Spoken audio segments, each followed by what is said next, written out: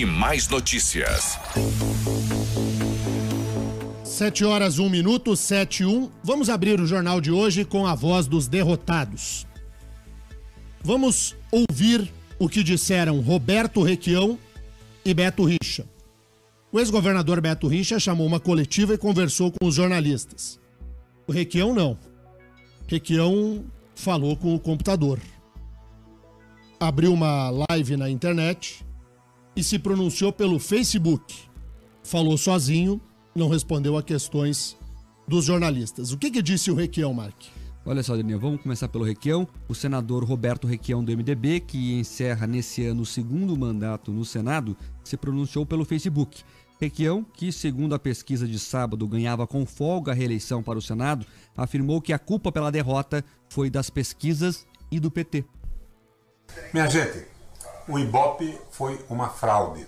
O Ibope conduziu, de certa forma, o processo eleitoral no Paraná.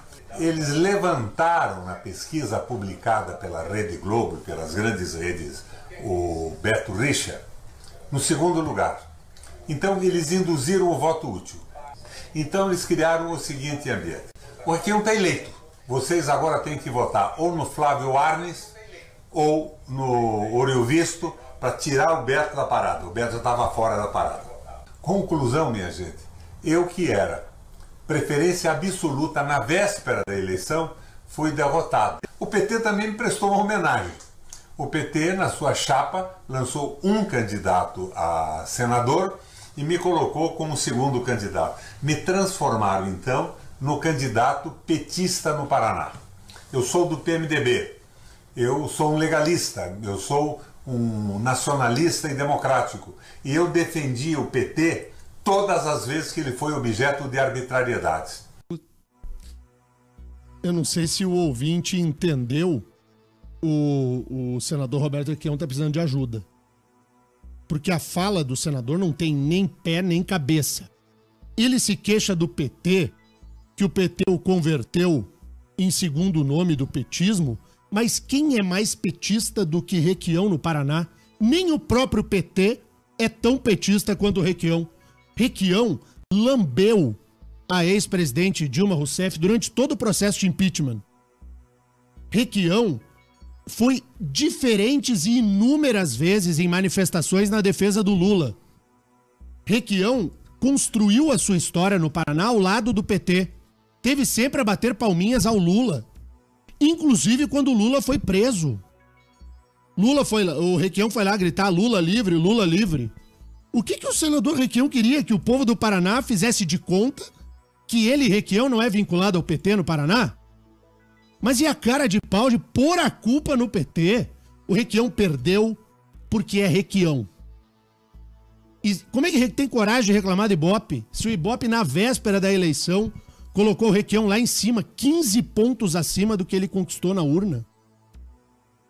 O senador Roberto Requião não sabe perder a eleição. Parece o guri, aquele guri boboca, que quando não é escalado pro time, ou quando é colocado no gol, vai embora pra casa reclamar na saia da mãe, ai, os guri não deixam jogar. Aí o Requião, mimizento, tem que saber perder, senador. Tem que saber perder. Ganhar é fácil. Fazer discurso da vitória é uma barbada. O que eu quero ver é, diante da derrota, uma derrota cachapante, saber reconhecer os seus defeitos, de saber que perdeu porque foi abraçar o Lula, porque andou grudado a Gleice Hoffmann o tempo inteiro, porque foi a voz na defesa da ex-presidente Dilma Rousseff no momento do impeachment, porque teve um governo pífio, porque nos 8 anos em que foi senador, não trouxe absolutamente nada de desenvolvimento para o estado do Paraná. Requião perdeu porque é Requião, e não por causa do Ibope, e muito menos por causa do PT. É lamentável que na derrota o senador não consiga ter um mínimo de grandeza, de compreender que ele não é inatacável. Eu sou nacionalista, eu sou um democrata. Senador, o senhor perdeu no voto. Deveria começar reconhecendo o tombo que levou, e que foi a coisa mais linda. Quem ama o Paraná como eu amo, está muito feliz com a sua saída do Senado. e vamos pra frente. Vamos ouvir a voz do outro derrotado, Mark Souza. Entendeu? Requião continua. Ah, continua? Continua, sim. Ele ainda elogiou os novos eleitos para o Senado, Flávio Arnes e Orovisto Guimarães. O Flávio é um candidato do ponto de vista ideológico e político neutro. Eu nunca vi o Flávio defendendo o Brasil. Eu nunca vi defendendo o nosso petróleo, as nossas águas. Eu nunca vi ele brigando pelos trabalhadores, pelos nossos empresários. Mas é correto. Ele não é um patife da política. Agora, o Orovisto é uma novidade. Ele nunca foi meu inimigo. Ele é o construtor do Grupo Positivo, o chefe do grupo de professores que construiu o Colégio Positivo, uma universidade maravilhosa, com financiamento público do Estado, da União, do BNDES, essa coisa toda. Mas é um campus maravilhoso. Ele encerrou afirmando que não vai largar a política e que vai apoiar o candidato Fernando Haddad. Eu não vou largar essa luta, minha gente. Vamos para a campanha pela democracia. É democracia o fascismo, é estupidez ou essa boçalidade que persegue negros, índios, mulheres? Essa visão horrível da sociedade comandada pelos muito ricos. Estarei na campanha do Haddad, aqui no Paraná e aonde a minha saúde permitir. O senador Roberto Requião é completamente fora do prumo, né? Porque ele não pôs a culpa no PT, ele não culpou o Partido dos Trabalhadores pela derrota, culpou. E agora? Agora vai ao lado do Haddad, onde ele sempre esteve, desde o início. Segundo, elogiou o Orovisto e o Arnes? Claro que não, deu um pau nos dois. Disse que nunca viu o Flávio Arnes defender o Brasil. Que isso, gente? E atribuir ao professor Orovisto a construção do Grupo Positivo apenas ao financiamento público para montar a grande instituição de ensino que tem? É por essas e outras que Requião não foi reconduzido ao Senado. Ele acabou de falar sobre o senador eleito Flávio Arnes, não tem nenhum cabimento. Daqui a pouco a gente vai ouvir o senador Arnes, que já está aqui conosco, e nem vou entrar nesse mérito aí. O senador vai falar sobre como vai conduzir a sua pauta no Senado Federal. Requião é ex. E como ex, a gente tem que saber descartar. Apertar o botão de mandar o ex pro inferno. E no sentido figurado, né? Porque senão vão dizer ainda que eu tô sentido figurado. Mas que fala lamentável do senador Roberto Requião. Não soube perder, atacou os vencedores da eleição e, por fim, ainda tratou de ajudar o Bolsonaro. Porque onde Requião está, o público vai pro sentido contrário do Requião. Se o Requião tá com a Haddad, vai todo mundo com o Bolsonaro. É meio que automático. Ele é o imã quando virado ao contrário, sabe, Terribas? Quando vira o imã assim, tenta grudar dois imãs ao contrário. A gente fica brincando com o imã assim, não dá. Então não dá. Daqui a pouquinho vamos conversar com os senadores Flávio Arnes e Orovisto Guimarães. Mark Souza e o outro derrotado, Beto Richa. Em coletiva de imprensa nesta segunda-feira, o ex-governador Beto Richa afirmou que ficou surpreso com a pouca quantidade de votos e culpou as operações policiais pela sua derrota. O Richa recebeu jornalistas na sede do PSDB. Ele afirmou que, além das operações policiais, o desprezo de políticos aliados refletiram nas urnas. Eu acho que não só aqui no Brasil inteiro, acho que surpreendeu a todos, né? Teve uma grande onda de mudança. Não tenho nenhuma mágoa de prefeito, de deputado. Muitos deputados, a imensa maioria também me abandonou. Eu não tenho mágoa, muito menos do eleitor, muito menos do eleitor. Como é que eu vou reclamar se eu tive 4 eleições muito bem sucedidas, a Prefeitura de Curitiba, o Governo do Estado? Minha situação culminou com a operação arbitrária, ilegal, injusta, de que eu, e vou além, desumana. Isso não se faz com ninguém, que eu e a minha família fomos vítimas há poucos dias da eleição. Tanto é que teve uma reação imediata do Supremo Tribunal Federal, dizendo que houve uma clara violação dos direitos fundamentais previstos na Constituição, especialmente em relação à presunção de inocência, indo além, dizendo que indicativos fortes de que tal operação teve fundo político para interferir no pleito eleitoral, um desprezo à nossa democracia, o que justificaria fatos pretensamente ocorridos 6 anos atrás culminar com a prisão poucos dias da eleição. Ali foi a pá de cal na minha candidatura. E eu lamento por isso. Isso sim me causa uma grande indignação. Daniel, e o PSDB foi o partido que mais perdeu cadeiras, é o maior derrotado dessas eleições. Ele perdeu todas as vagas que tinha na Câmara Federal aqui pelo Paraná e agora tem 2 cadeiras a menos na Assembleia Legislativa na comparação com a eleição passada. O PSDB murchou e murchou pelo que o PSDB fez. Sabe por que o PSDB perdeu a eleição? E sabe por quê que o ex-governador Beto Richa perdeu a eleição para o Senado? Claro que a operação do GAECO é o ponto central. Evidentemente que sim. Mas pelo que o PSDB construiu. Tem um ditadinho, eu não gosto de frase feita. O ouvinte sabe disso, mas tem um ditado que ele é tão verdadeiro de que eu sou obrigado a me render a ele. Aquilo que você planta, você colhe. Mas não tem... se você vai plantar milho, não espera que você vai colher feijão. Quando você planta milho, você vai colher milho. Não há hipótese de ser o contrário.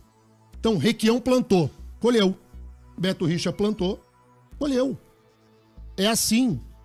Não há a eleição ao Senado no estado do Paraná, que foi a eleição que nos reservou emoção, né? Porque a eleição ao governo do estado, desde o início, se desenhava para o desfecho que teve.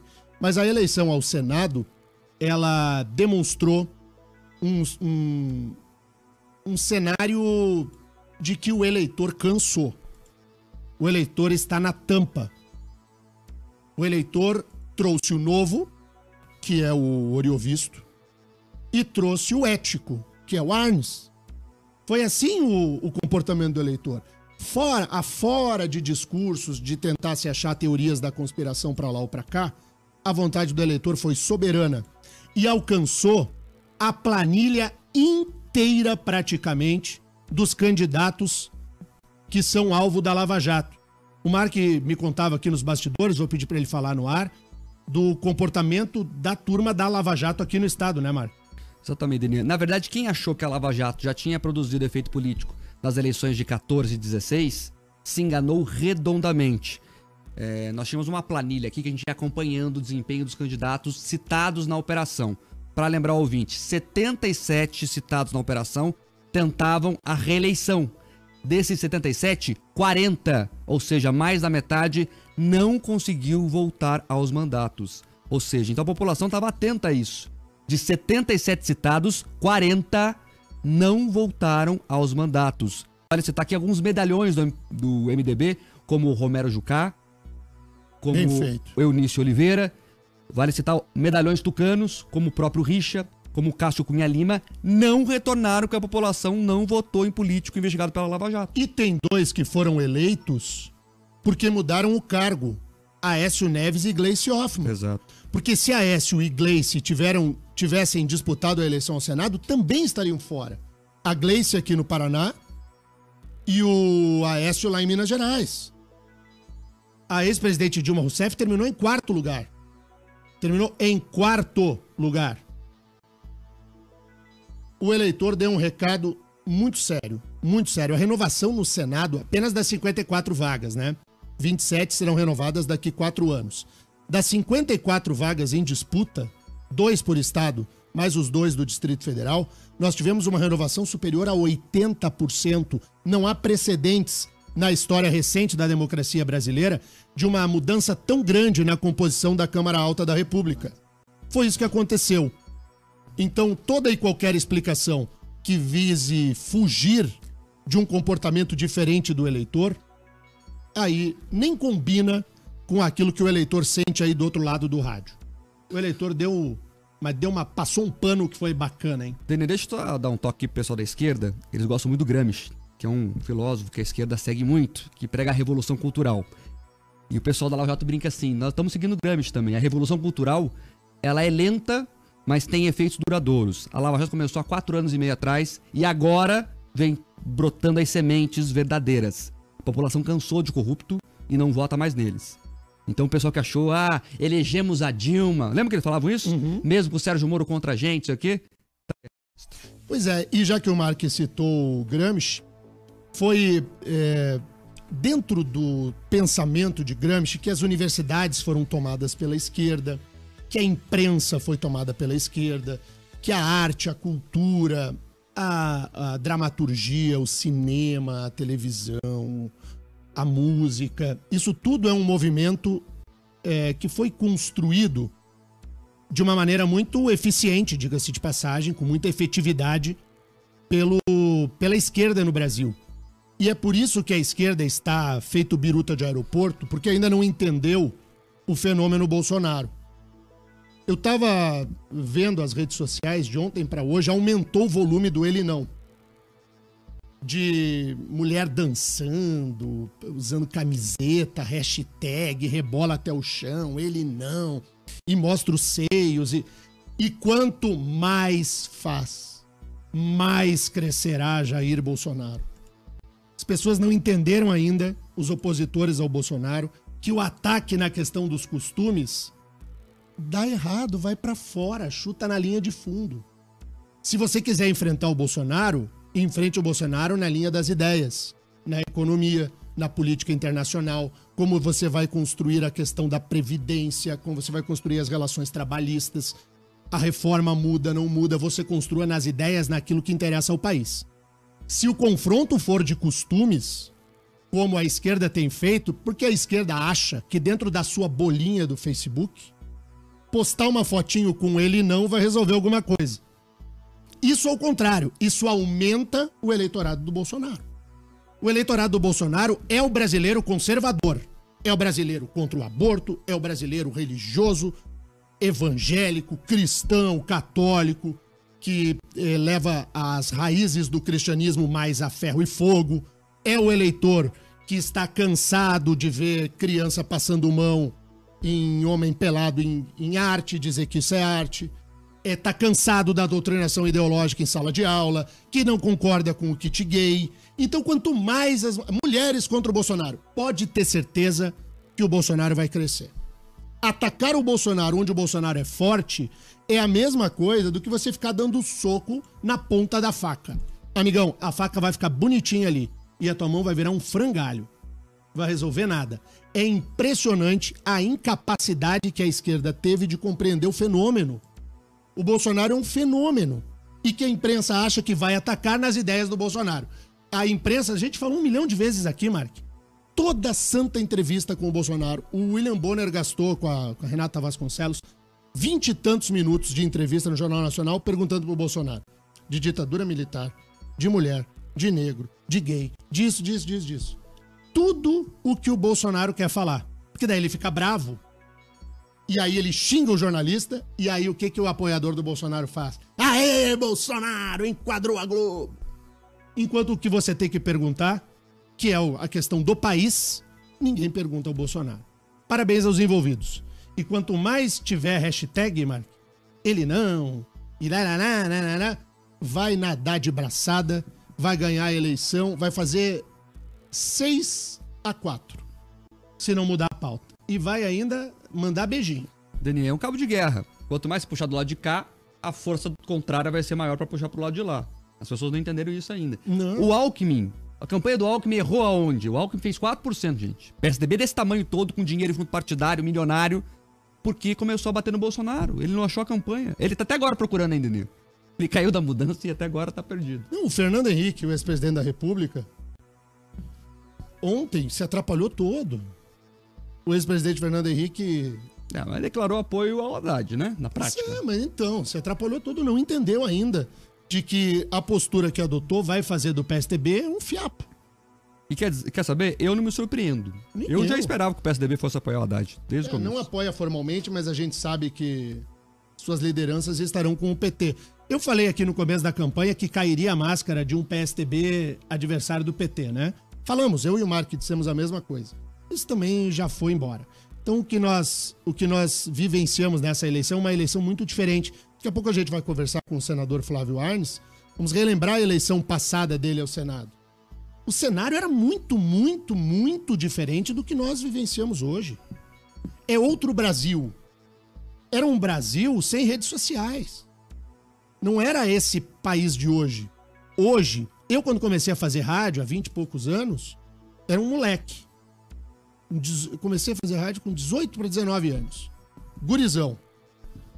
A gente tinha uma frase que nós brincávamos assim: a gente fala, o ouvinte ouve. Por isso que o nome é ouvinte. Ele ouve, nós falamos. Hoje em dia, a minha frase no ar e de verdade é assim: o momento e a prioridade é do ouvinte. Porque o ouvinte é o protagonista. O sujeito no seu Facebook, no seu Instagram e no seu Twitter, este é o sujeito protagonista. E o Caetano não acordou, o Chico não acordou, os baianos não acordaram, o Tico Santa Cruz não sabe que mundo tá, as feministas da Rede Globo lá, que fazem cocô e xixi no chão no meio da passeata, acham que isso atrai voto, os jornalistas e as jornalistas nos veículos de comunicação tomando lado, achando que o ouvinte e o telespectador são cegos. Isso aí levou ao avanço gigantesco do bolsonarismo. O bolsonarismo não nasceu com o Bolsonaro, porque ele está na vida política há 3 décadas. Nasceu de fora da rejeição ao que aí está. E eu ontem usei uma frase aqui, vou dizer, não é minha, é uma frase meio boboca, mas vou repetir. É melhor já ir se acostumando, porque o Bolsonaro vai ganhar a eleição. Com esse caminho aí, que a esquerda escolheu, pode nomear o Bolsonaro daqui 3 semanas. E os ouvintes, Mark? Esses têm prioridade aqui no jornal. Denê, estão participando aqui, o Reginaldo de Ponta Grossa tá falando pra você parar de ensinar a esquerda aqui. Você tá dando dicas valiosas aí, que nem marqueteiro deles deram. Os marqueteiros, isso é bom, hein? Isso é bom. Acabamos com a figura do marqueteiro. O marqueteiro que cobra uma fortuna para fazer campanha eleitoral. Esse também foi aposentado na eleição de 2018. Porque o que tem de enganador, a canetinha do publicitário. Pô, não, olha aqui, ó, vamos botar aquele pingo. Sabe o marqueteiro? Esse foi embora. E pro ouvinte saber, é caro mesmo.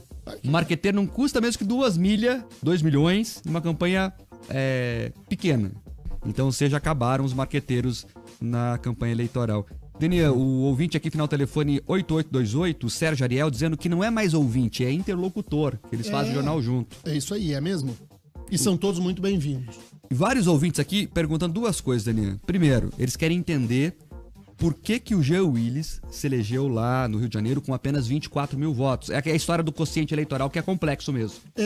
O sistema proporcional de votação, que é o que elege os deputados federais, estaduais e vereadores, ele é um sistema injusto no que toca ao montante de votos que a pessoa conquista. Porque os votos dados, eles são dados ao partido e ao candidato. Aí você soma todos os votos que são do partido ou da coligação, e aí você calcula o número de um quociente eleitoral, o número total de votos válidos dividido pelo número de cadeiras, dá um quociente eleitoral. Aquele quociente eleitoral, cada vez que uma coligação atinge aquele número, conquista uma cadeira. É por isso que os partidos investem tanto nos chamados puxadores de voto. Porque o puxador de voto faz um monte de voto e depois ele fica puxando gente de menor votação. Foi o que aconteceu com o Jean Willis. O Jean Willis, com apenas 24 mil votos, alcançou a eleição graças ao Freixo, que fez um caminhão de votos no Rio de Janeiro. Então esse sistema proporcional de votação, ele é imperfeito. Ele só é aplicado na íntegra, como aqui no Brasil, em 3 países do mundo. No Afeganistão, no não sei o que, Quistão e no Quistão. 3 lá. O ideal era de que o Brasil tivesse pelo menos o voto distrital misto. Metade das cadeiras no distrito e metade no proporcional. Vá lá. Que tivéssemos uma escolha proporcional e distrital. Mas quem se elege pelo sistema distrital teria que votar a reforma política. E como é que vai votar a reforma política? Não vai, né? Porque se aprova uma reforma política diferente do modelo que os elegeu, eles vão ter dúvidas se voltarão ao Congresso com aquele sistema, diferente daquele outro. Então nada muda. A cada 2 anos se ensaia uma reforma política no Brasil. A cada 2 anos. E nunca ocorre. Não, vamos acabar com a eleição da coligação proporcional. Teve de novo a coligação proporcional. Não acaba nunca. Tá, e fica a pergunta na cabeça do ouvinte. Por que não faz assim? Teve tantos votos, entrou. Pra não cortar isso. É por causa do sistema. Porque daí tem gente que faz mais votos e não fica entra. De fora. Pois é, então, por que não dá porque quem arranca tudo e faz... Porque o arrancar tudo no Estado democrático precisa uma lei. E para fazer a lei são as pessoas que são eleitas. E as pessoas que são eleitas no sistema que não é esse, que o ouvinte acha melhor. Tem 30, vamos supor, 30 vagas. Pega os 30 primeiros e pronto. Não tem esse negócio de ficar puxando o voto. Só que não é assim a lei. E para mudar a lei, tem que fazer com as pessoas que foram eleitas pelo sistema que hoje existe. Para mudar para um outro sistema, tem que pegar a pessoa que foi eleita diferente do sistema novo e querer que ela arrisque. E aí não vai. Tenta mudar. Não vai mudar. Já tentaram 1 milhão de vezes. Vamos ver se agora vai. Daniel, o Alfredo Og, do bairro Capão Raso, aqui em Curitiba, pergunta se o Haddad ganhar, será que o Requião vai estar no futuro governo petista? Ah, provavelmente. Porque tem alguém mais petista do que o Requião. Ele é mais petista do que muitos petistas que eu conheço. O Requião. Mas eu acho que o Haddad, para ganhar, vai ter que sambar um pouco, né? Vai ter que rebolar um pouco pro Haddad ganhar a eleição. É bom a gente lembrar, gente, que o Bolsonaro ficou a 4 pontos da vitória. 4 pontos. Falta pouco. Tem muitos ouvintes aqui, Daniel, perguntando sobre as entrevistas, a sua análise sobre as entrevistas de Bolsonaro e Fernando Haddad no Jornal Nacional da TV Globo ontem. Você viu a entrevista ou não? Eu não. O Bolsonaro tava de agasalho, mão no bolso, falando português claro que a população entende, que ele arrebanhou, e o Haddad de gravata e tal, enfim. O que aconteceu? Resumindo, o Haddad desmereceu José Dirceu que disse recentemente... Isso é importante, hein, gente? José Dirceu disse, pra quem quiser ouvir, que o PT não vai ganhar a eleição, que o PT vai tomar o poder no Brasil. Essa é a frase de José Dirceu, homem forte do PT. Daí o Haddad foi lá e falou que é mentira, que o Dirceu não tá na campanha, que é pra desmerecer o que o Dirceu disse. E o Bolsonaro desmereceu o vice dele, o Mourão. Disse que o Mourão falou demais, que ele aí não sabe fazer política, e disse que não vai aumentar imposto de pobre. O pessoal tá pedindo pra você fazer essa análise aí, como é que é essa reta de largada, essa largada inicial aí do segundo turno. Essa entrevista em cima da eleição tem efeito zero. Agora o eleitor dá aquela baixada na adrenalina, a história já nos demonstra que é desse jeito, dá um efeito zero. A entrevista agora, que interessa ao eleitor, é o que as pessoas que foram eleitas vão fazer pra gente mesmo? É o que a gente vai fazer hoje aqui. A gente vai ouvir os senadores eleitos Oriovisto Guimarães e Flávio Arnes. O que eles vão fazer pra gente mesmo? Pronto. Agora tem um período de decantação. Quando recomeça o horário eleitoral, esquenta novamente a campanha com debates e etc. Daí o eleitor acende de novo. Essa entrevista ao Jornal Nacional do Bolsonaro e do Fernando Haddad, sabe o que muda na vida eleitoral para daqui 3 semanas? Nada. Agora, uma eleição a 10 dias, a 7 dias do pleito, aí sim, tem enorme efeito. Enorme efeito. Daniel, para terminar esse bloco, já tem que começar já a falar com os senadores depois do intervalo, tem muita gente pedindo pra você comentar a agenda de Fernando Haddad ontem em Curitiba. O que aconteceu? O Haddad ganhou o direito de disputar o segundo turno. O que ele veio fazer? Pedir bênção pro Padinho aqui na Polícia Federal. Mas esse é o ponto que a campanha do Bolsonaro, imagino eu, vai abater. Quem você quer que governe o Brasil? O solto ou o preso? É impressionante, o Haddad vai ao segundo turno, a primeira agenda como candidato dele é visitar o presidiário. Não há condições de uma campanha ser feita desse jeito a sério. O Brasil parece gente, virou um sanatório. A eleição presidencial é de arrepiar. Mas o PT consegue chutar tudo pra cima. Não é possível, gente. Segundo o PT, o Haddad foi conversar com o Lula sobre as alianças. Lula tem que autorizar ele fechar aliança essa ou aquela. Então eu vou repetir aqui. Você ouviu o que o PT disse? E você ouviu o que o Haddad disse na saída da visita ao ex-presidente Lula? Que foi discutir política de alianças. Repito, até quando o Ministério Público Federal, a Ordem dos Advogados do Brasil e o Poder Judiciário vão fingir que Fernando Haddad é advogado de Lula e que possa ter acesso em dia que não é de visita ao ex-presidente? Até quando a Ordem dos Advogados do Brasil, o Ministério Público Federal e o Poder Judiciário vão fingir que hoje há um político se utilizando da carteira de advogado, como se advogado fosse, para fazer política partidária, eleitoral, dentro da sede da Polícia Federal? Até quando as instituições vão fingir que tá tudo certo? Porque é um fingimento da Ordem dos Advogados do Brasil, há um fingimento do Ministério Público Federal e há um fingimento da Justiça. Todos eles fecham os olhos e deixam por isso mesmo.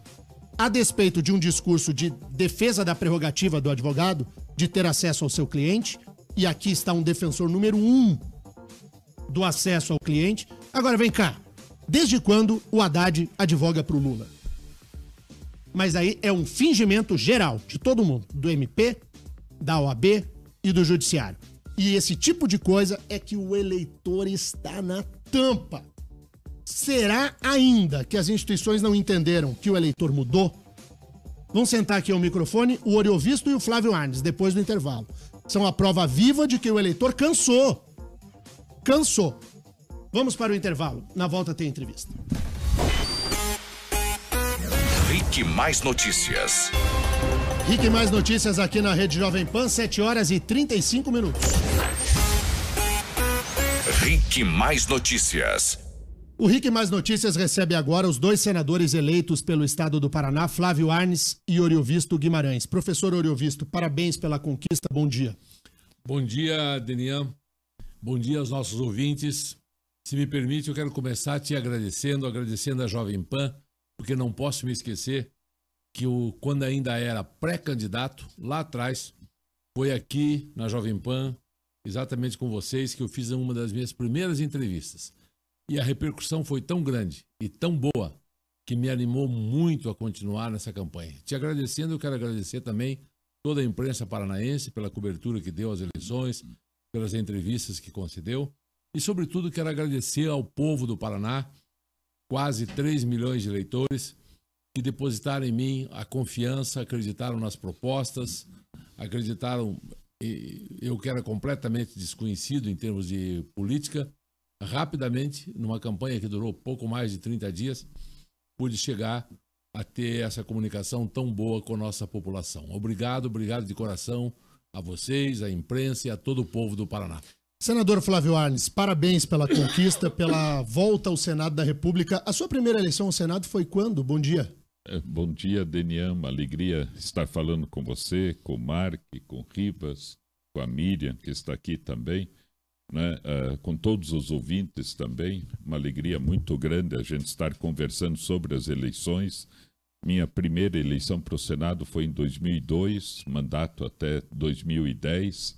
Na última eleição não concorri a nada, não estava mais nem filiado em partido político. Houve um chamamento muito forte de muitos setores da sociedade para que a gente voltasse também a disputar uma eleição. E, ao mesmo tempo, também um momento do Brasil em que todos nós temos que nos envolver. Né? Não dá mais para dizer, não, deixe para lá, deixe que o outro cuide, não é comigo, vamos participar, vamos nos envolver. Eu estava, inclusive, dando aulas também, até 3 meses atrás, na Universidade Federal. Eu sou professor do setor de educação. Aliás, desde ontem já voltei à Universidade Federal para as aulas também, mas é uma alegria muito grande ter tido essa aprovação, esse apoio, esse entusiasmo, alegria. A população quer fazer uma boa política e é isso que a gente sentiu nos mais de 330 municípios que a gente visitou. Então, estamos aí felizes, alegres e junto com a população também. O eleitor é sábio, o eleitor sabe o que faz. Quando o senador Flávio falava aqui, que também é professor, que estava em sala de aula, a gente percebe que o povo do Paraná elegeu 2 professores a cumprir a função de senador. Que coisa boa, que bom que fosse sempre assim, que nós tivéssemos professores à frente de uma tarefa que é tão importante. No dia do resultado da eleição, eu comentei que a atividade de um senador ela é uma função, uma atribuição muito alta da Câmara Alta da República, que não permite a baixa política. De que aquele discurso mesquinho, de você ficar chafurdando no que não interessa, diminui o Senado e acaba não trazendo resultado efetivo ao Estado do Paraná. Os senhores farão companhia ao senador Álvaro Dias como representantes do Estado do Paraná lá no Senado Federal. Professor Oriovisto, o que dá para fazer efetivamente que seja de interesse do Paraná, de interesse do povo do Paraná, lá no Senado, na sua opinião? Olha, Denian, eu quero te dizer que ontem, já numa primeira conversa com o Flávio Arns, já combinamos para hoje um almoço de trabalho. Vocês se dão bem? Muito bem, né? Assim, tem uma boa relação? Sim, sempre tivemos uma ótima relação. Eu e o Flávio, então, deixa eu te contar uma particularidade. Os dois fazemos parte da Academia Paranaense de Letras. Então, a Academia Paranaense de Letras, quero mandar um abraço para todos os nossos colegas, Flávio.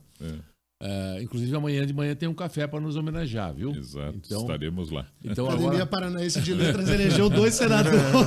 É isso mesmo. Mas não só 2 senadores, elegeu um vice-governador também, que é o Darcy Piana. Então, são 3 pessoas da Academia Paranaense de Letras. Então, um aviso aos futuros candidatos ao Senado. Primeiro entre na Academia Paranaense de Letras. Depois se candidatem. Bom, mas me dou muito bem com o Flávio, me dou muito bem também com o nosso senador Álvaro Dias, que não obteve sucesso na sua intenção de ser presidente da República, mas que continua senador por mais 4 anos. E eu tenho certeza que eu, o Flávio e o Álvaro Dias vamos formar uma frente de 3 senadores lutando pelo Paraná, ajudando o Paraná. Não vamos ficar discutindo política da Venezuela ou coisa que o valha. Vamos ver junto ao governo federal tudo que nós podemos fazer para o bem do estado do Paraná. E mesmo que a gente não se entendesse muito bem com o atual governador ou com o futuro governador, isso não mudaria em nada, nem a mim, acho que nem ao Flávio e nem ao Álvaro. Nós temos que pensar no povo do Paraná e não em quem é o governador. Acho que essa é uma diferença substancial em relação aos últimos 8 anos, onde o governador Beto Richa teve oposição de 2 senadores, né? Quando não de 3 no Senado Federal. A sua relação com o governador eleito Ratinho Júnior é qual, o senador Flávio Arns? Olha, eu quero reforçar o que o Oriovisto falou. Né? Nós estamos juntos, né? Queremos trabalhar a favor do Paraná, a favor do Brasil, junto com a comunidade, fazer um trabalho bem articulado, bem forte, foi o que ele falou também, e tenho absoluta convicção de que o senador Álvaro Dias está com a gente nessa caminhada.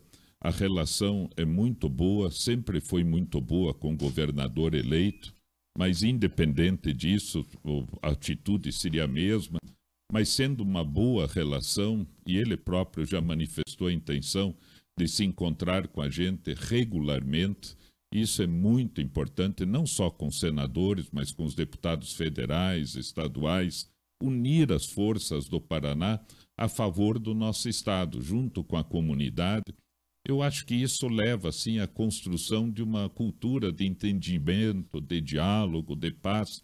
Os desafios são muito grandes no Paraná e no Brasil. Então, a gente não pode, assim, ter a atitude pequena de pensar, não, vamos brigar, vamos fazer, não. Vamos somar, mesmo no governo federal, eu tenho dito que tudo aquilo que for mandado ao Congresso, que for bom, nós vamos aprovar. E o que não for bom, não é que a gente não vá aprovar. Nós vamos conversar, dialogar, chamar o pessoal e transformar o que não é bom em coisa boa também para o país. A gente vai ouvir as perguntas dos ouvintes na sequência, mas a questão é, Haddad ou Bolsonaro? Senador Oriovisto Guimarães. Olha, eu vou te colocar uma posição muito clara. Eu tenho uma frase popular que diz assim, que errar é humano e que persistir no erro é burrice. Eu tenho absoluta consciência do que vai acontecer caso o PT chegue ao poder. Me parece claro que o primeiro ato do novo presidente Haddad, pessoa que eu conheço, que foi ministro da Educação, com quem eu convivi, com quem eu conversei, por dever de ofício, eu era reitor de uma universidade, então eu tinha que falar com ele por diversas ocasiões. Eu tenho certeza que nós vamos entrar numa situação muito difícil, primeiro eu acho que vai haver um indulto presidencial e vamos soltar o Lula. Deve ser a primeira coisa que vai fazer, porque ele está tendo orientação direta do Lula para cada passo que ele dá durante a campanha. Ele não vai, como presidente da República, vir até Curitiba toda semana para perguntar para o Lula o que ele pode fazer, o que ele não pode fazer. Então, acho que cria uma situação muito grave, a menos que ele adote agora, nesse segundo turno, uma postura clara de respeito à justiça, de respeito à Constituição, que mostre que é uma pessoa independente, que tem cabeça própria e assim por diante. Mas, do jeito que as coisas vão, eu acho que repetir o erro seria terrível. O Bolsonaro não foi o meu candidato no primeiro turno. Meu candidato no primeiro turno foi o Álvaro Dias.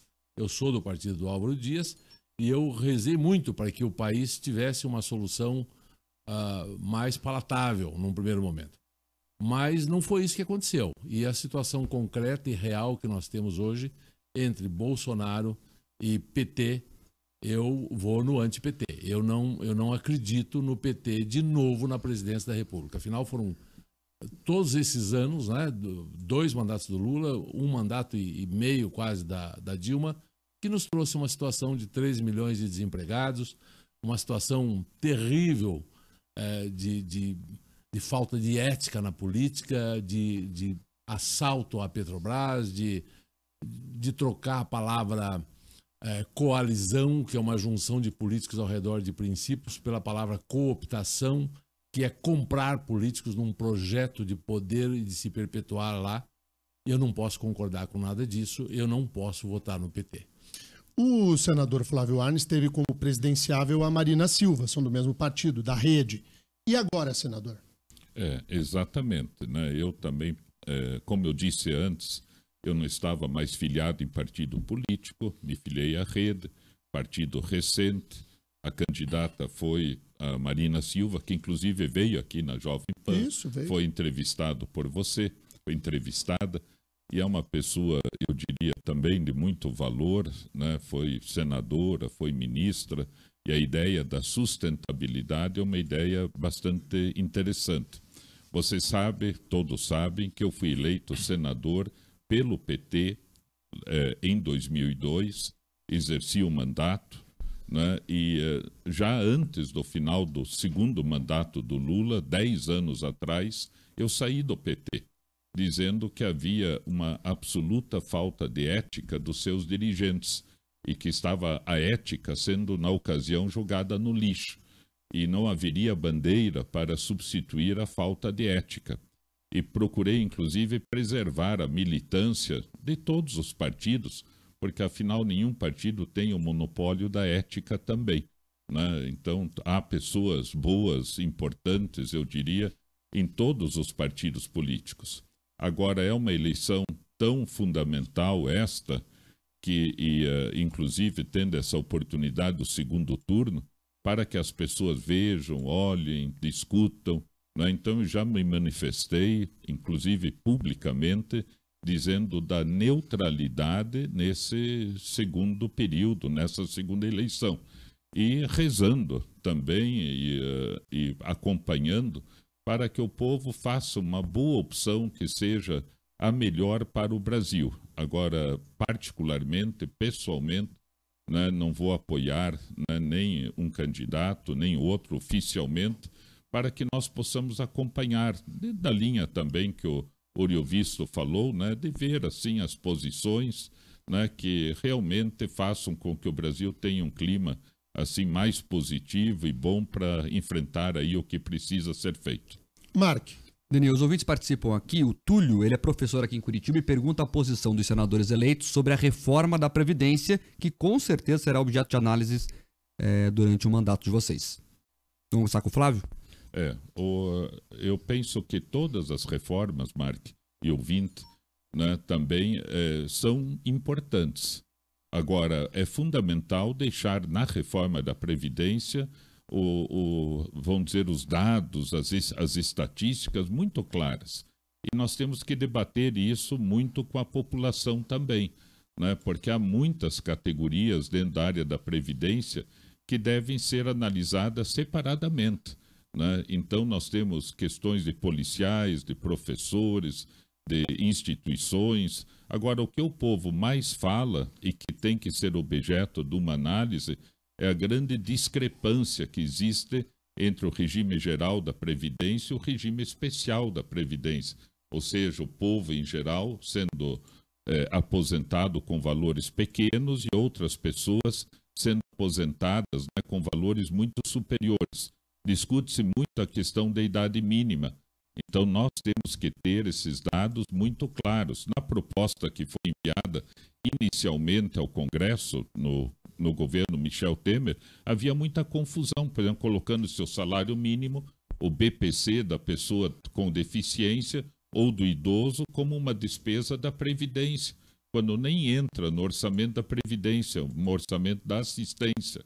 Então, eu penso que a busca, né, de um debate, de um diálogo, que não será feito em meio ano, como se tentou fazer para se dar uma marca para o governo, isso possa ser feito. Mas é uma questão importante, porque despesas e receitas têm que bater, e prevendo, inclusive, a aposentadoria de gerações futuras. Então, isto tem que ser obrigatoriamente objeto de análise e debate do Congresso Nacional. Eu visto?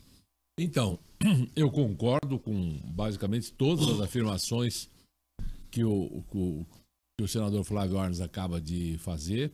Também entendo que é necessário um tratamento especial para algumas categorias, como o caso de policiais, que em média vivem 12 anos a menos do que a população de modo geral. Entendo também que os direitos já adquiridos precisam ser respeitados.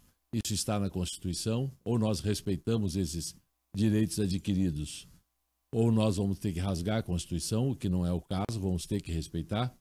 Mas, assim, como é evidente que é uma questão complexa, evidente que tem que ser muito debatida, mas, como princípio, eu disse durante toda a minha campanha que eu queria lutar muito lá no Congresso contra o fim dos privilégios. Privilégios de todos os tipos. E poderia citar vários outros, mas falando sobre a aposentadoria, eu acho que claramente a nossa legislação hoje divide o Brasil em duas categorias de aposentados. Os que recolhem pelo regime geral da Previdência, que é a grande maioria da população, mais de 90%, e que se aposentam no máximo aí com R$1.000 e poucos, R$2.000 na média, e alguns privilegiados que podem ter, por exemplo, o caso de um governador que fica lá pouco tempo e que se aposenta com R$35.000 por mês.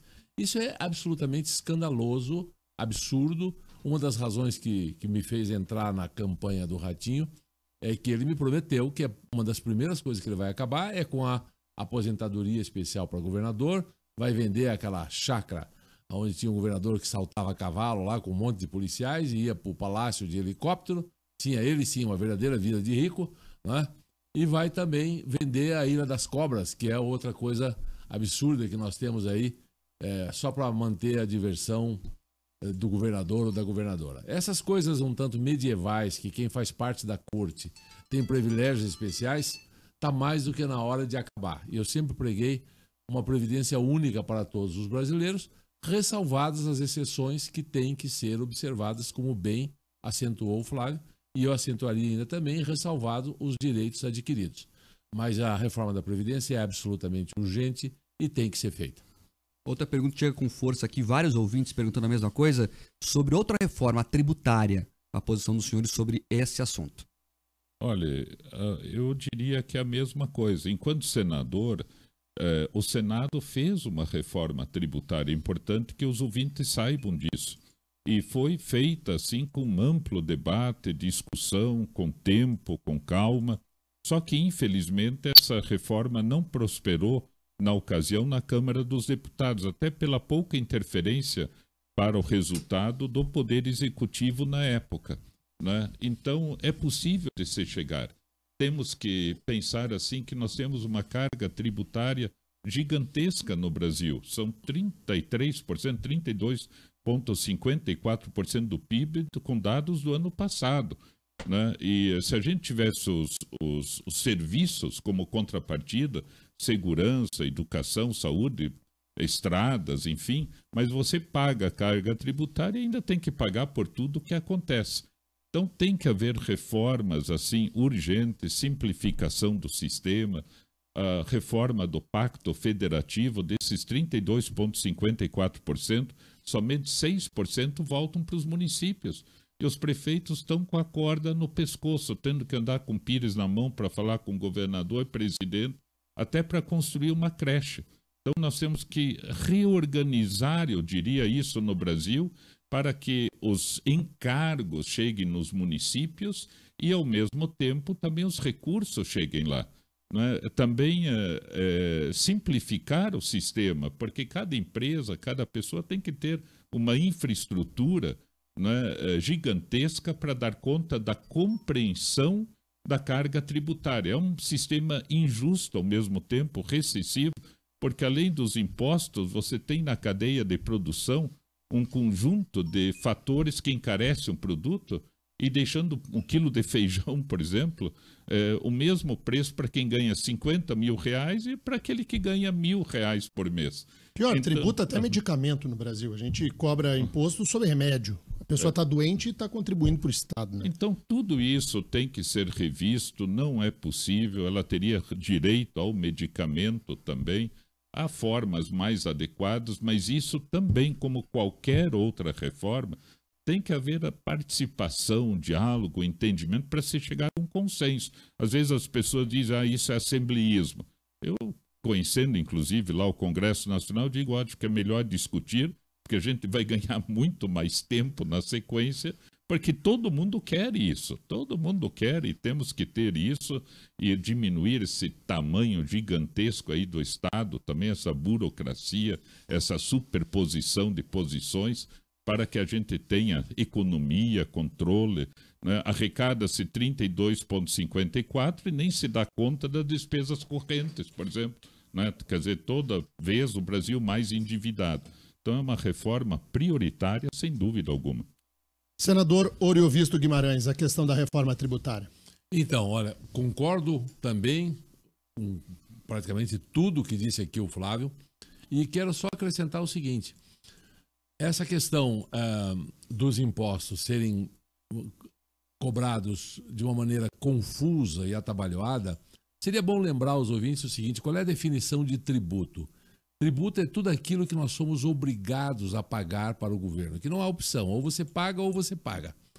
E entre os tributos estão os impostos, estão as contribuições, estão várias taxas, até mesmo o empréstimo compulsório, quando é compulsório, é um tributo. E nós temos hoje uma quantia enorme de tributos. Se contarmos todas as taxas, tudo que é cobrado, passa parece que de 70 o número de tributos que se paga nesse país. Nem todos pagam tudo. Outra coisa que ocorre, que como estávamos dizendo ainda, é mal cobrado os impostos. É cobrado sobre o consumo, não é? Não só E as pessoas às vezes não se dão conta disso, né? Uma criança quando compra uma bala aqui está pagando imposto, quando você acende a luz você paga imposto, quando você enche o tanque do seu carro quase a metade é imposto. E cobramos no consumo, que é uma maneira tola de cobrar consumo. Ele poderia ser cobrado na outra ponta. Nós poderíamos desonerar o consumo e onerar mais o lucro mesmo. Aí às vezes as pessoas me dizem, mas você é empresário e quer que onere o lucro, quer que onere a distribuição de lucro? Eu quero, sabe por quê que eu quero, Denian? Porque a hora que fizerem isso, muito mais gente vai comprar mais, a economia vai girar muito mais rápida, o lucro das empresas será muito maior, a geração de emprego será muito maior e vai ficar muito melhor para o empresário. Ele vai ter um lucro muito maior e poderá ser tributado sem problema nenhum. Não vai ser ruim para ninguém, vai ser um jogo de ganha-ganha. Então, há uma questão aí de pouca racionalidade. Em muitos países, os tributos não são cobrados da forma como são aqui no nosso país. Outro aspecto levantado aqui, que eu acho importante, que o Flávio disse, é que existe hoje, na estruturação de como os impostos são cobrados, uma falta de ética, Flávio. Nós temos um problema ético na cobrança dos nossos impostos. Por que eu digo isso? Porque o ano passado, por exemplo, nós recolhemos, em 2017, 2,230 bilhões de reais em impostos. Brasília, o governo federal, ficou com mais de 50% disso. Né? Todos os estados juntos ficaram com 25%. E são 26 estados, mais o Distrito Federal. E quase 5.600 municípios nós temos, né? Ficaram com o que sobrou, que é uma coisa mínima, dividido por... Então isso cria realmente uma situação que o prefeito, que o governador fica sempre dependendo de emenda, de parlamentar, fica dependendo do governo federal, e isso gera uma maneira de se fazer política com dinheiro público. Aí começa a criar curral eleitoral. Teria de se refazer o pacto federativo. Claro, para que haja realmente uma federação, para que o dinheiro do Estado venha direto para o Estado, para que o dinheiro do município venha direto para o município, que é onde a vida acontece, né? E não ficasse essa corrente política, lembrando o coronelismo, né? em que um depende do outro, o maior manda no menor. Então, eu acho que nós temos muito o que fazer nessa reforma tributária e, se Deus quiser, vamos fazer, não é, Flávio? Muito bem. Até quero dizer, Denian, que eu concordo inteiramente com o que o Oriovisto falou. E do arrecadado, de acordo com dados do ano passado, 70% fica, quase 70%, no governo federal. 24 a 25% no governo estadual e 6% no município. De fato, só quero reforçar que aí começa realmente o curral eleitoral, a corrupção, né, e os favores, quando isso não deve ser o princípio ético no relacionamento entre os entes federados. Eu quero agradecer muitíssimo, em nome do Grupo RIC, a presença dos 2 senadores eleitos do estado do Paraná, este microfone. Dizer que este microfone e os demais veículos do Grupo RIC sempre estarão abertos a ouvi-los e desejo pessoalmente, tenho certeza que em nome de toda a equipe, sucesso na atribuição, na tarefa dos senhores, que é da mais alta complexidade. E lembrem-se, acho que nem precisaria, mas os senhores carregam uma responsabilidade gigantesca pelo tamanho da votação que os 2 conquistaram. Foi uma votação, um paradigma aí na disputa ao Senado da República.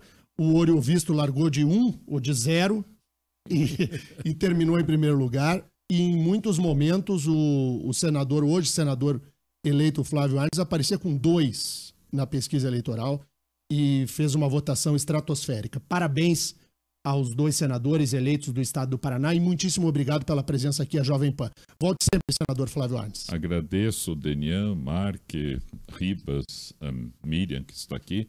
Agradeço a todos que depositaram a confiança, né, pelo voto. Vamos trabalhar, honrar cada voto. E quero dizer a todos que nos ouvem também que a gente vai fazer um mandato do qual a gente se orgulhe muito, com muito diálogo, entendimento, chamamento da sociedade toda. E lá na frente vamos sempre dizer que bom, valeu a pena. Senador Oriovisto, parabéns, obrigado pela presença. Muito obrigado, Denian, muito obrigado a todos aqui no nosso estúdio. Quero também de novo agradecer ao povo do Paraná, a confiança em nós depositada, e estejam certos, eu farei o melhor que eu puder para honrar esta confiança. Muito obrigado e vamos continuar conversando ao longo desses 8 anos. Deixa eu contar uma coisa aqui agora, que terminou a entrevista. Eu tô no Paraná há 15 anos e sou mais paranaense do que muitos paranaenses que nasceram aqui. Tenho orgulho, amo o Paraná loucamente. É a primeira vez em 15 anos de atividade como jornalista que eu consigo fazer uma entrevista com 2 senadores do Paraná ao mesmo tempo. Foi impossível nesses últimos anos que nós tivéssemos conseguido construir uma bancada que pudesse trabalhar de forma conjunta. Esse é um ponto a ser ressaltado, eu acho da maior importância mesmo, porque nós podemos concordar ou discordar das posições políticas e ideológicas do Flávio e do Oriovisto. Mas é inegável de que o Paraná tenha a ganhar com uma bancada de senadores que tenha condições de trabalhar unida sem que um torça o nariz para o outro, porque os senhores terão convergências e divergências, porque faz parte da vida pública. Mas tenho certeza que os 2 irão se guiar pela bússola do interesse público e do interesse do Estado. O Paraná precisava dar esse passo adiante e penso que conseguiu.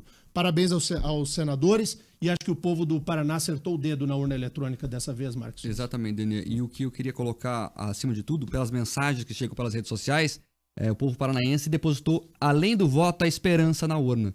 E por um momento, quem sabe, de ter senadores que representem o Estado. Então a responsabilidade, como o Daniel já disse, é gigante. Vamos trazer um dia aqui o Álvaro junto e a gente fazer uma conversa com os 3 senadores. Uma mesa redonda com os 3 senadores. Legal. Vamos embora, gente? Vamos embora. Então tá bom, amanhã a gente volta. Siga a gente no Instagram. No Instagram, isso. Denian CC, Mark Souza e O Terribas. Valeu. Valeu, tchau. Eleições. Jovem Pan. Vota Paraná, a credibilidade do Grupo RIC a serviço da democracia. Apoio Anila, tudo fica mais gostoso com queijos Anila.